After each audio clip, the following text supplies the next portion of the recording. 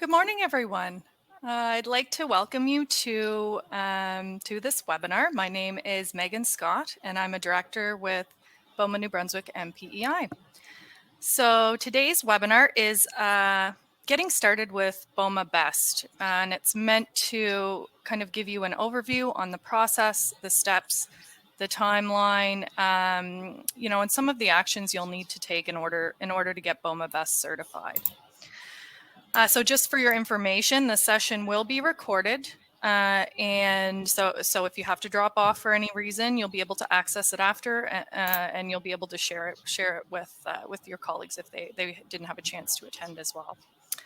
And for our questions, we had some submitted in advance. Thank you very much. That's perfect. It's great to see so much interest and engagement there.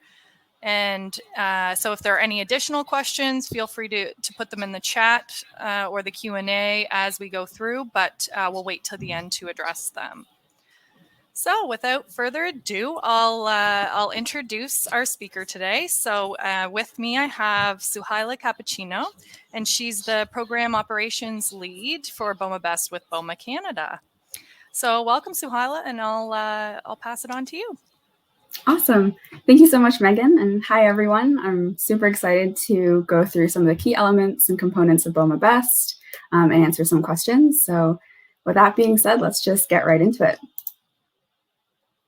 As a quick overview, BOMA Best is the largest sustainability assessment and certification program for existing buildings in Canada. So with more management companies and buildings going through the program, we currently have over 3,000 buildings certified in BOMA Best in Canada, US, Mexico, Poland, and China. So we're definitely a growing program. So to start, I'd like to quickly touch on the value of BOMA Best and why a building might want to achieve the certification. So BOMA Best is a program that ensures sustainability, resource efficiency, and overall a better bottom line for your building. Completing the program and its requirements leads to money saved, less energy, water, and waste produced and consumed, and better indoor environmental quality. So essentially the program is a roadmap for implementing and improving sustainability practices within your building. The program itself helps you improve the efficiency of your operations, which leads to lower operation costs, increased asset value, and it can also set your building apart in the eyes of tenants and investors who may look to choose a building that's more in line with their corporate values. In a recent study that was done on BOMA Best certified buildings, it showed that buildings certified with BOMA Best had higher occupancy, higher rental rates, higher tenant satisfaction, and higher lease renewal rates. So there's definitely a positive impact on occupancy satisfaction. So now that we've quickly gone through some of the benefits that BOMA Best can bring, I want to get into exactly what the program is and how it works. So the vision of BOMA Best is to set an industry standard for building management and performance and to guide improvements over time. So the goals of the program are to be accessible, inclusive, and aspirational, be educational and provide actionable outcomes for your buildings, and also lead to improved environmental performance. BOMA Best is truly a building management tool that you can use to get started with the basics and keep using it to progress more to more improvements down the road. So the tool itself identifies opportunities for improved performance. It improves building managers and operators' understanding of their own building's operations. It identifies retrofit opportunities, both big and small, that you may want to implement in your building. It provides a platform for monitoring carbon intensity. It also promotes above and beyond practices like on-site renewables. It's an affordable program, and in the long run, it saves you money. So BOMA Best is certainly inclusive to all property types, including office, light industrial, enclosed retail, open air retail, multi-unit residential, and healthcare. And if you didn't hear your asset type listed just now, we definitely have a universal category, which is a catch-all for any and all buildings under the sun, including aquariums to jails and everything in between. So I do want to talk about the 2 certification streams that we have in BOMA Best. So depending on your situation, one stream might be better suited to your needs than another. So the single stream is tailored towards management company who wants to try out the program, maybe with 1 building or 2 buildings just to get started. These buildings will pay a 3-year fee. The building undergoes a verification every 3 years, and the certification for that building is valid for 3 years. On the other hand, we have the portfolio stream, which is best suited for management companies who are looking to certify multiple buildings in their portfolio at a time. We do require a minimum of 5 buildings to be part of a portfolio.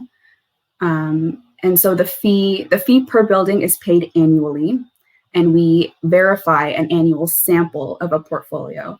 So it's not all the buildings at one time, it's just a sample every year. The certification for portfolio stream is considered continuous as well. So for both streams, it's the same program criteria, it's the same questionnaire content, it's just 2 different options for delivering the program to suit different needs. So let's get into a little bit more detail about the scoring of BOMA Best, including the mandatory best practice questions and a little more about what to expect from the questionnaire. So there are 5 levels you can achieve in the BOMA Best program based on your score, as the questionnaire has questions that have points associated to each one. So the certification levels range from certified to platinum, and you will notice that each level includes the best practices plus a certain score percentage. So I do want to take a closer look at the best practices. To achieve any level in BOMA Best, you have to meet the best practices.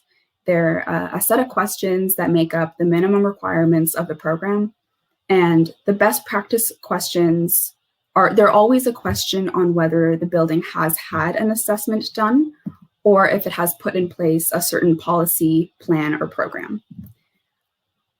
So these policy plans and programs will ensure that the building has the foundations to manage its environmental impact.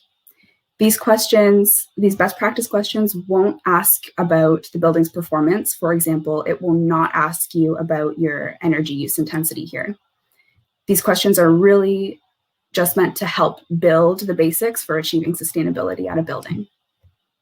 So to meet these best practices, you have to upload supporting documentation directly to the online questionnaire.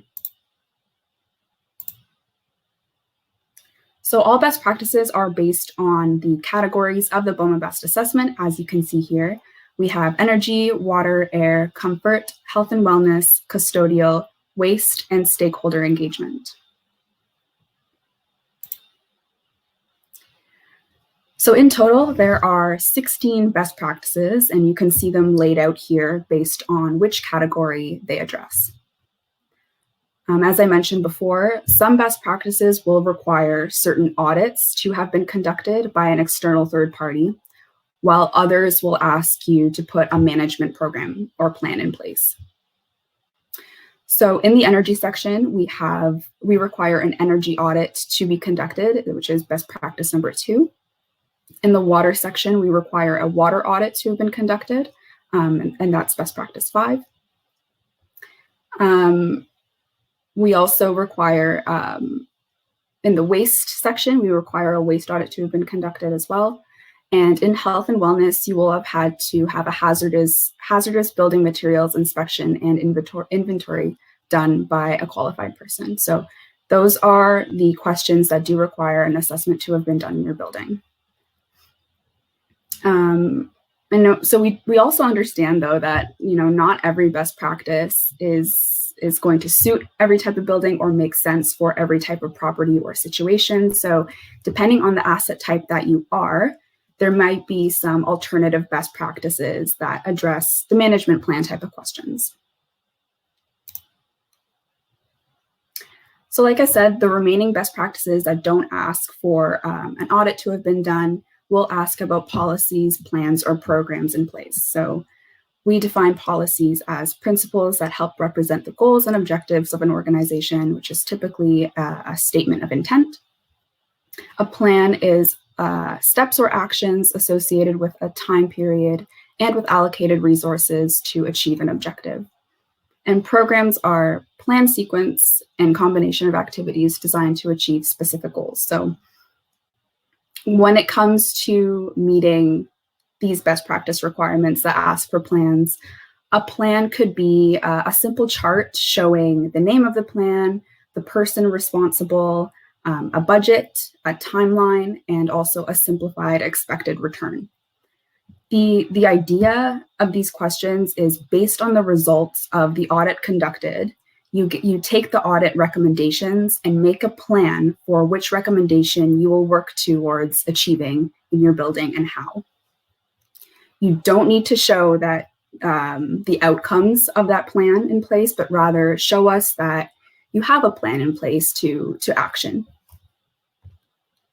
In the questionnaire itself, you can find links to best practice guidance documents that outline exactly what's required for each question. And in these documents, there are also sample plan templates for energy and water management plans. So those are definitely accessible and useful resources that I'd recommend taking a look at. But again, they're right there in the questionnaire, so you won't miss them. Overall, these questions are not meant to be prescriptive. They're meant to benefit your building and your organization. In the questionnaire, we provide guidelines on what must be included to successfully meet the question. And there's certainly some flexibility and freedom to create and implement plans based on your needs and how you think these plans can best be applied at your building. We also provide guidance on whether the question needs demonstration of implementation, or if the question is looking for just building specific documentation, or if corporate level documentation is sufficient. So I know that might have been a lot to take in just for the best practices, but don't worry if these questions seem a bit daunting at first. We do have really excellent resources to help guide you along the way. As I mentioned before, we do have best practice guideline documents. So I've included a couple of links here, and this PowerPoint will be made available to you, so you can definitely click on those links. Again, these documents tell you exactly what the question is looking for and its intent. And there are also templates that you can use for plans, so those would be really helpful. I would definitely suggest taking a look at these documents. They can definitely help for your planning process ahead of time when it comes to answering these best practice questions. So the remaining questions outside of the best practices pertain to the same areas of management and performance. So in total, there are 10 areas of management and performance, but I do want to bring your attention to the 11th section here, which is called pandemic response. So starting June 15th of this year, we will be introducing some new questions that address industry standards regarding COVID-19 and sustainability. There will be some changes to how we score the energy and water sections for office buildings due to COVID-19. Some of you probably have some questions as to what that means and what that entails, but we will be having a webinar on May 26th, where my colleague Hazel Sutton will go over these changes in deep detail and get really into the specifics of what these new questions mean and what they are exactly. But for the meantime, we do have a lot of guidance on our FAQ page on our website, and I've added the link here as well, on COVID-19 impacts and BOMA Best. So a lot of the questions that you might have, we've addressed them. It's also an excellent resource to take a look at as you're going through your questionnaire. So overall, in general, the questionnaire is approximately 140 to 180 questions, depending on which asset type you are. Of course, with the new questions coming in regarding COVID-19 that I just mentioned, there might be a little bit more. The questionnaires are typically out of 1,000 points, give or take some of the questions that may not be applicable to your specific building. And in general, energy makes up one of the larger portions of the questionnaire questions. So that's in general kind of what to expect from the questionnaire itself. So the next and very important thing I would like to go over are the actual steps for certification. So to achieve BOMA Best, there are 6 easy steps that it takes to achieve a certification, starting with your eligibility, registering your building in the system and yourself in the system, completing the online questionnaire, benchmarking energy and water if that's applicable to your building, verifying your building, and then finally receiving your certification. So I'll get into some of these steps, but here are some important considerations to take in before you begin. It's really important to understand our timelines, and I will dive into those very shortly.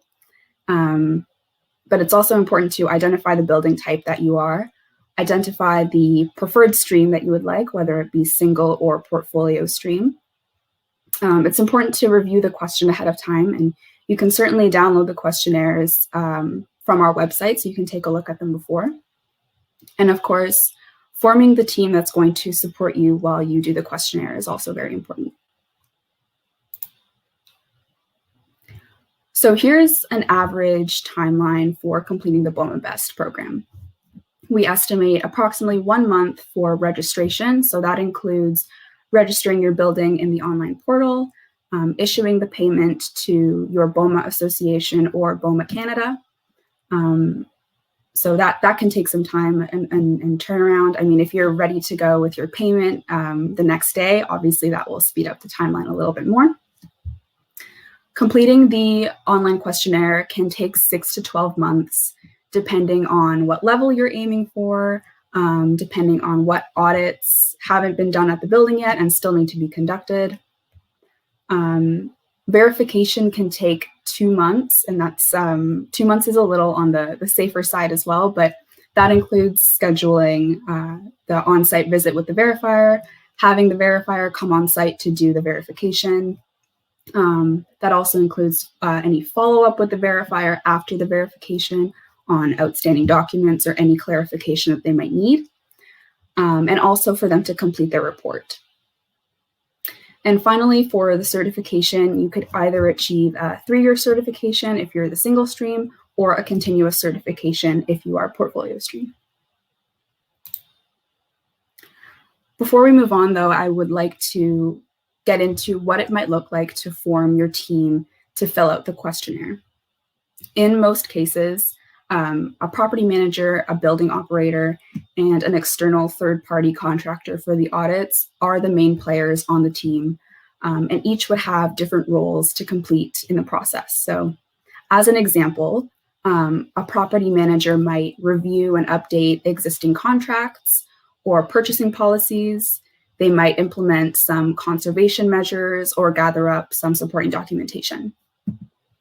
A building manager might organize the audits for energy, water, and waste. They might identify the high efficiency systems in a building, and they might also review or update environmental health and safety programs.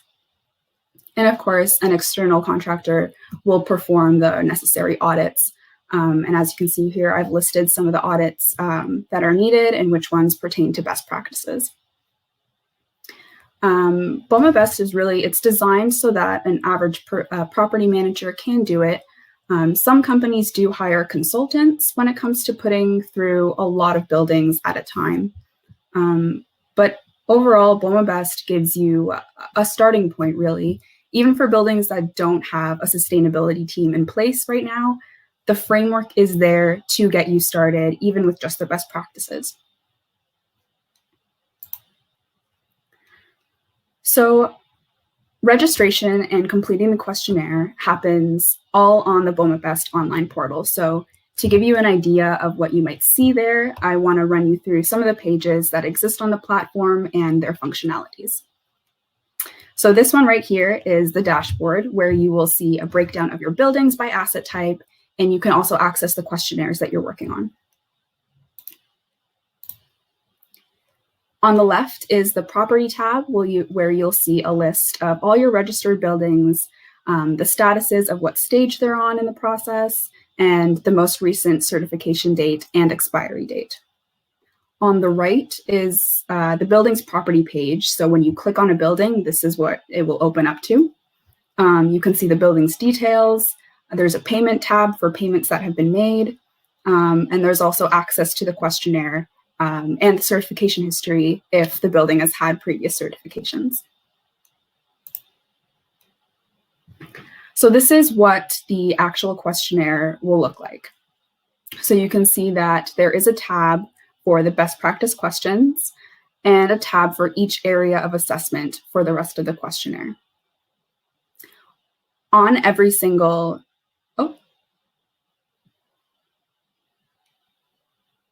sorry, did we lose the PowerPoint? Yes, there it's back. Okay, awesome. So this is the online questionnaire and all the tabs. So for each question of the questionnaire, every single question has a drop down of help text where you will find the question's description, the requirements for that question, and also links to additional resources if you need them. So all of those best practice guidelines that I talked about, you can find them here. There's direct links to them right on the questionnaire. The questionnaire also has an upload button where you can upload supporting documentation for every single mandatory best practice. And there's also an export-import functionality. So you can choose to download the questionnaire as a Word document, as a PDF, or as an Excel. And you can also import information into the questionnaire in Excel format. So there's different options depending on how you want to go through it. So clicking on the last tab of the questionnaire, so the stakeholder engagement, brings up the green submit button. And this button is more of a save and continue rather than a true submit button. Clicking it won't alert anyone or lock you out of your questionnaire.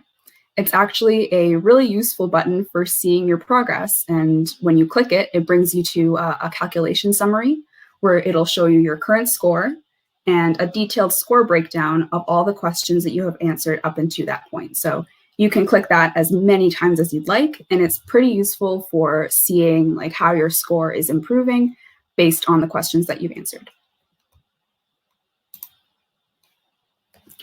So up until now, I've gone over quite a few aspects of what going through the certification entails, but if you ever feel like it's a lot to keep up with, we certainly have excellent resources on our website to support you through the process.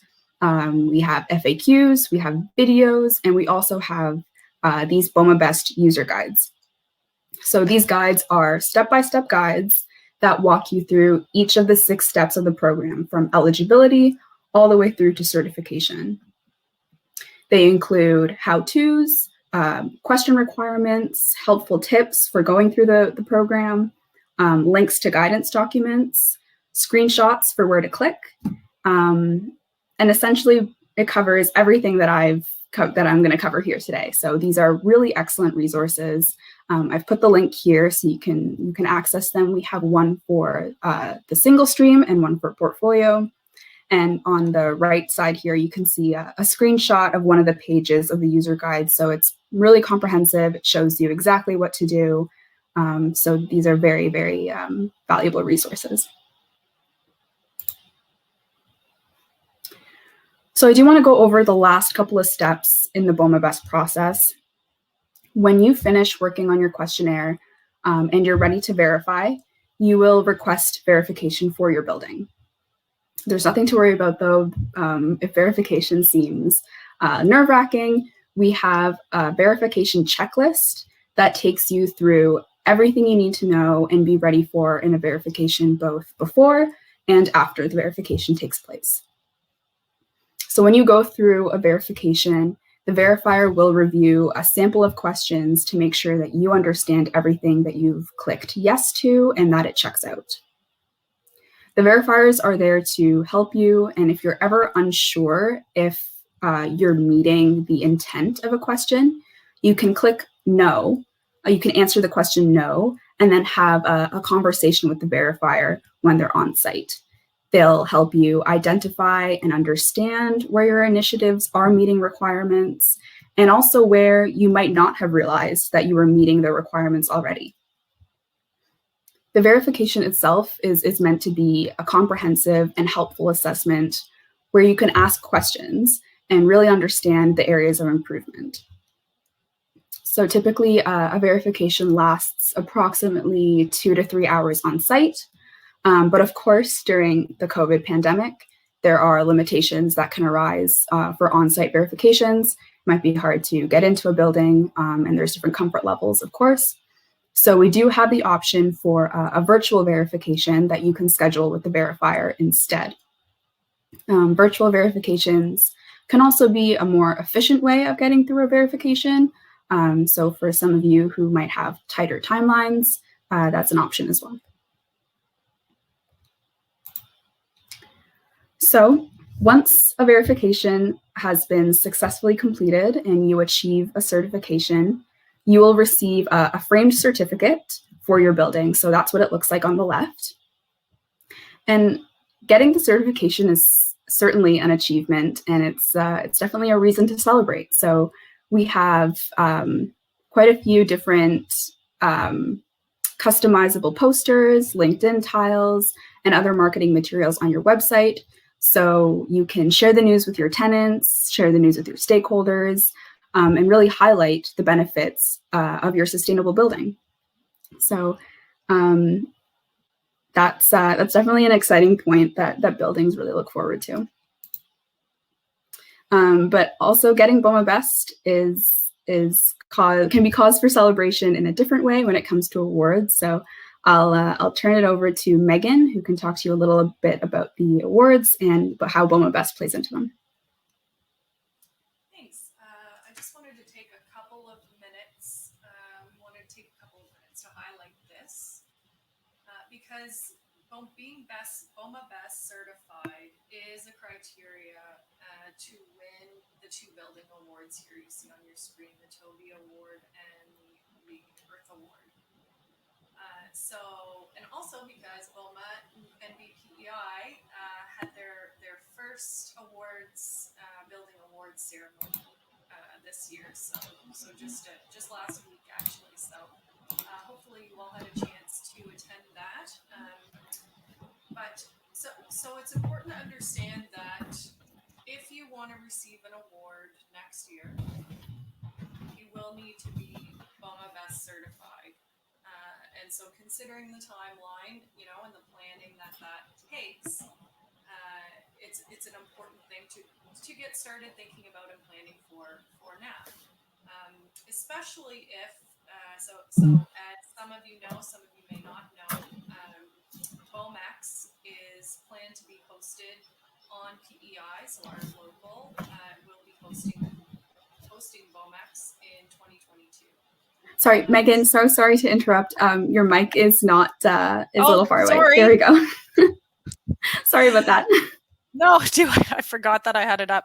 Do I need to repeat everything? Was it quite bad? It was just a little distant. I don't know if you want to just repeat a couple of things before. Sure. So just all that to say that BOMA and BPEI is hosting BOMAX in 2022.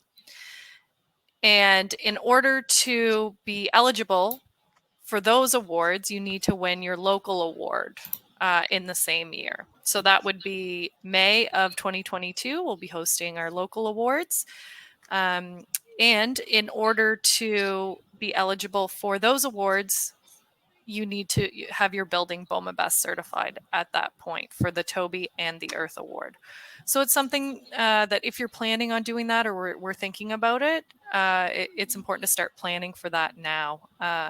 As you know, to speak to the timeline that you presented, it's something that takes some planning. So it's important to start looking at that now if you're planning to submit a building for those awards locally or at BOMAX next year.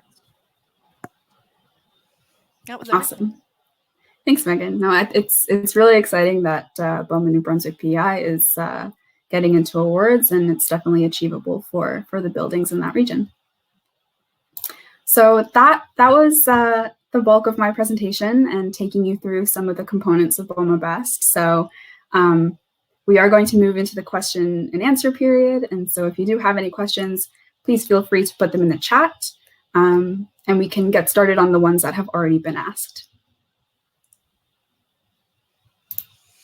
Sure. So there were a few questions that were submitted. I mean, I think you probably touched on some of them during your presentation, but maybe if you could speak to, you talk about the process, but for submitting a new application, what are the specific steps that someone would take to do that? Yeah, so when you do get access to the questionnaire, you've registered your building, you get started, you can, there are the mandatory best practices, so you have to answer those questions, but you can decide how much more of the questionnaire you'd like to answer yourself. So when you are ready to submit, you feel like this is a good place for you to submit, there's a button where you request verification, and that's essentially submitting your application. That's submitting the questionnaire to be verified. We do outline the steps for exactly what to click, who to ask, who you can talk to, but that's pretty much it. The bulk is answering the questionnaire online. Right, and to be provided access to that in the first place, we would just email BOMA Canada? Oh, yes. Yeah. So sorry. So when depending on what stream you are, the portfolio stream is managed by BOMA Canada. So you can reach out to a BOMA Canada person. You can always reach out to someone at BOMA Canada, regardless of the stream. But we will send you a link to sign up your building, get it registered into the system, and then you create an account for yourself. So you have an account in the system, and then we give you access to your building. And from there, you can get started with all of the questionnaires and entering your building details. So yeah, you can contact BOMA Canada for different steps if you ever get stuck on anything, but that's essentially the process of how it takes you through on the platform rather. Right. Great. See, we had a question come in actually on the BOMA standard method of measurement. So I wonder if you could answer that. So what's the latest standard for the different asset classes? Yeah, no, that's a great question. So the actual BOMA standard method of measurement is a BOMA International program. So it's offered by BOMA International. BOMA Canada doesn't actually offer it as something that you can take, but I would suggest checking out BOMA International's website for the most comprehensive guidance. But when it comes to BOMA Best and the program, we do outline in our program policies on our website what areas of a building should be included in the gross floor area, both when it comes to fees and when it comes to energy and water benchmarking. So we do state that you should include all interior areas of your building in the gross floor area, including indoor parking. And for benchmarking, we recommend that you exclude indoor parking if it's submetered separately. If you don't know if it's submetered separately, just include it all into the gross floor area. So those are our standard practices. But again, the actual standard method of measurement is something offered by BOMA International. Perfect. You actually brought up benchmarking. I wonder if you could speak to that a little bit. So what is expected of the property owner in terms of benchmarking their building through BOMA Best? Yeah, so you can benchmark your building through the actual online portal, or you can synchronize with Energy Star Portfolio Manager. And essentially what we look for is, for energy, we look for 24 consecutive months of energy benchmarking. And then for water, it's 12 consecutive months. So those benchmarking questions pertain to questionnaire questions outside of the best practices, so you don't need to benchmark for the best practices. But if you're looking to achieve points in the energy or water sections, you can benchmark and get points that way. Perfect. Let's see here. So we had some questions on how to proceed with certifying a new building. I think you covered that in your presentation. Did you have any other comments on it, or? No, I mean, I think I covered quite a bit. And again, we do have resources that take you through everything. But I will say that, if you're a building that's looking to get started with it, even just achieving the best practices is a really good place to start for a building that may not even have sustainability initiatives or plans in place. So you can take it slow. It's a gradual process, and it's definitely a pathway, like I said. So what you don't achieve in 1 year, you can certainly strive for upon the next certification period. Right. I think some of the tools that have been developed too have been really helpful as someone who's been certifying a building. So just the ability to export the questionnaire is extremely helpful from a practical perspective. So when you talked about your team and the kind of information and expectations you have of different members on your team, something that I do, I export the questionnaire, I highlight, or select kind of the specific things that, I'm asking for information for, or action items from different people, and send them out. And it sounds, it sounds like a small thing, but it's really helpful. And then to kind of keep track of your own progress, like you said. So to be able to look, export the questionnaire and, identify items in a list that might not be attainable now, but that you'll work towards for your next certification. So it's really helpful for that as well. And just, it's a time saver. Yeah, awesome. No, that's great to know, Megan, because I know there's different approaches. All different buildings have different approaches to doing this. Some have huge teams, some have small teams. So that's great to hear that that process worked for you. Yeah, I mean, I think that's a commonality, in our area, right? Where, there's a lot of small teams. We're population-wise, we're a small local. So, any kind of tricks like that can be a huge help when you might have just one or two people trying to work on this, right? Yeah, for sure. There's a question that came in on the difference between water intensity use and calculated water intensity use. Could you comment on that? Yeah, so I hope I'm understanding the question correctly, but I believe those are the same metric. Water use intensity is calculated by totaling up the consumption of both indoor and outdoor water consumption over a period of 12 months, and then dividing it by the gross floor area. So that's how we do, that's what we mean by water use intensity. Great. And then maybe we could just talk a little bit more about hiring a consultant to gather information and kind of develop your plans and apply for the program. But maybe we want to talk about each of those things individually. So in terms of, the procedures and plans, the management plans, is that something that people often ask for outside help in doing?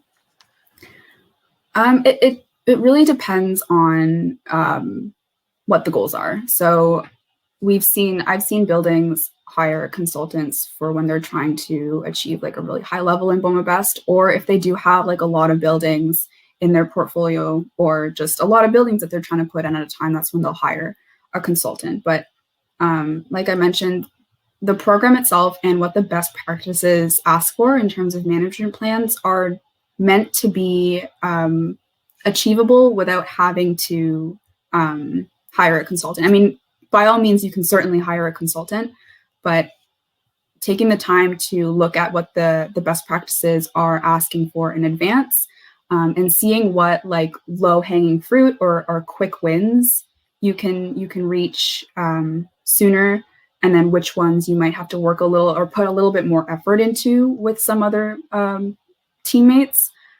is a great way to approach it, like to get started. So you can hire a consultant, but a lot of the value comes out of the property manager, the building operator looking at it and coming up with these plans together.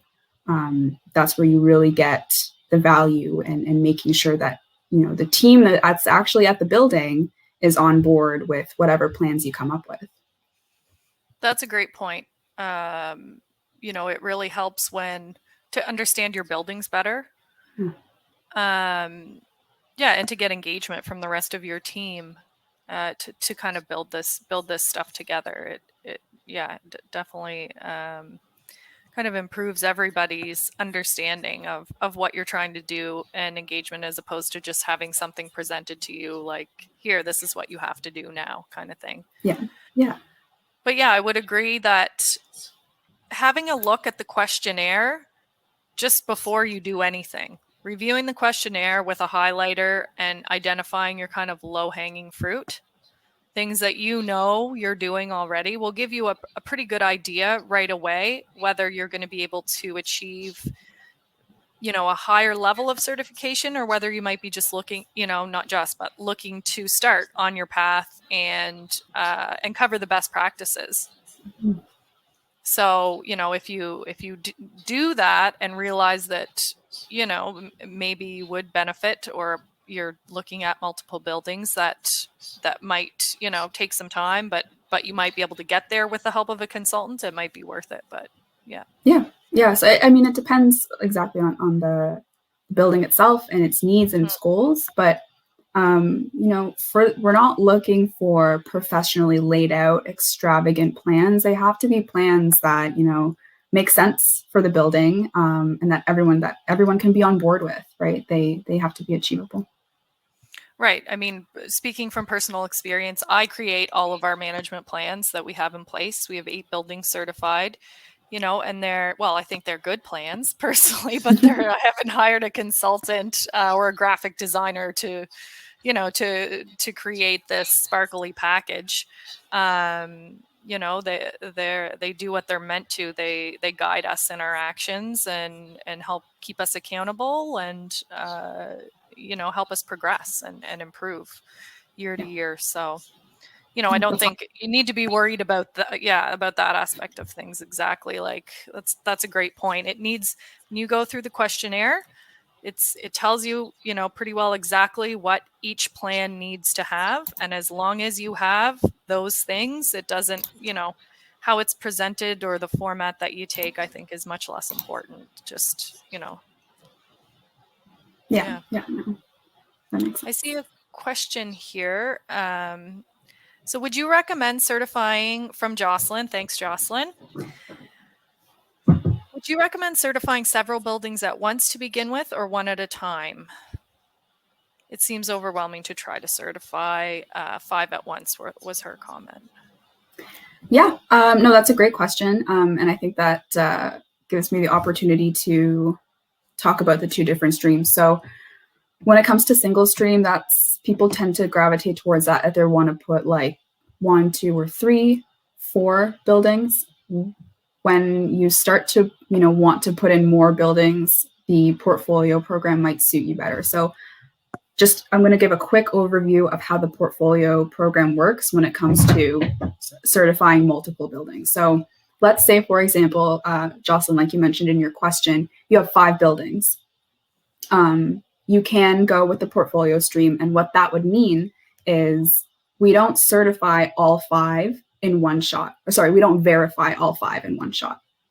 What we would do is we verify 20% of the entire portfolio, so 20% of those 5 buildings every year. So that would mean every year we would want to verify 1 building out of those 5.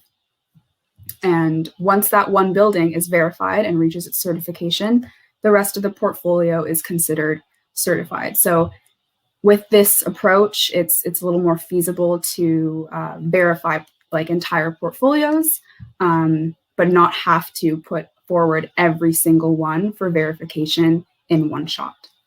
The other thing with the portfolio stream is the verification itself is considered continuous, but it lasts for 5 years. So let's say building A that was verified this year in 2021 will be verified again 5 years later, so in 2026. And then the cycle just keeps going like that. So there's different approaches here to verifying multiple buildings. Again, it's whatever suits your needs and your goals. Yeah, absolutely. I mean, if it's your first time doing anything with the program, I think probably one is not a bad idea. Mm-hmm. But it does also depend on how you manage your your portfolio and your properties. So, if you have existing practices or plans in place that cover multiple properties, then it might make sense to do more than one at once. If you're having to create, plans and programs for every property that you're certifying, then it might make more sense to go with one. Yeah, no, that's an excellent point, Megan. So Tim has a question here as well. His question is, what level of professional certification is required for contractors who perform audits? That is a great question, Tim. Off the top of my head, I can't really say the specific requirements, but on the questionnaire itself and on the best practice guidelines, we outline what a contractor must have, like what requirements or qualifications they have to conduct the audits. Right. And the other thing is, not all of the audits are, for most of them, you do need a contractor to do the audits. But for example, the water audit. So that's something that doesn't require a professional contractor to do. You can do that in-house.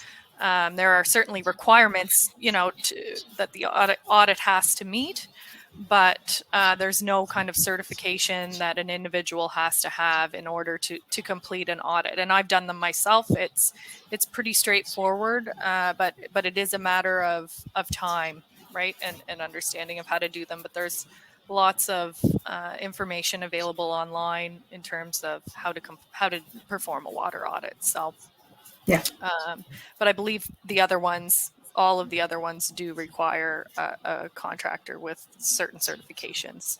Yeah, and for both, I mean, you can do them in-house if you want, and we do specify like what I guess qualifications or what you need to reach to do that.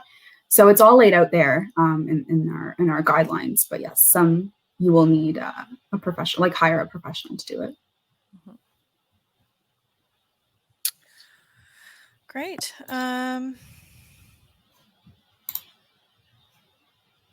So I think just having a look at the questions that came in, I think you've touched on everything else, but I'll put it out to the floor again. Were there any other questions anyone wanted to submit?